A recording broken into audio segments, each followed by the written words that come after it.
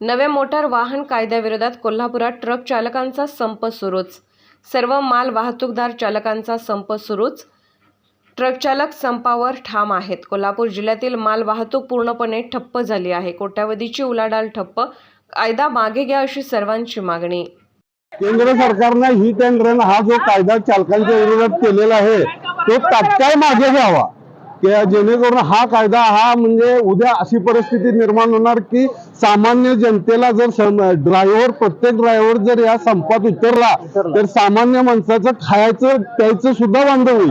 काय की ज्याच्यामुळे की सरकारला याची मोठी किंमत भरावी लागेल आणि ड्रायव्हरला तो एक तर ड्रायव्हर म्हणजे एक त्याच्या हातावर पोट असते। ज्यावेळी तो नोकरी करतो त्यावेळी त्याला मिळतं।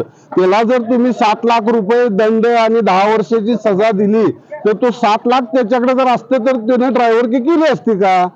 किंवा दुसरी गोष्ट, त्याला 10 वर्ष सजा झाल्यानंतर त्याचे मुलं बाळ किंवा आई वडील यांचे उदरनिर्वाह कसा चालणार? त्याला कोण सरकार जबाबदार आहे का? किंवा एखाद वेळ समजा ऍक्सिडेंट झाला, ड्रायव्हर तिथं त्या माणसाला मदत करायला गेल्यानंतर तिथं येईल तो पब्लिक जो कोण काय त्याचा संबंध नसतो तो सुद्धा ड्रायव्हरला मरेपर्यंत मारतो। त्या मारल्यानंतर सरकार त्याला काय देतं का? त्याच्यासाठी काय सरकारनं काय तरतूद केली आहे का?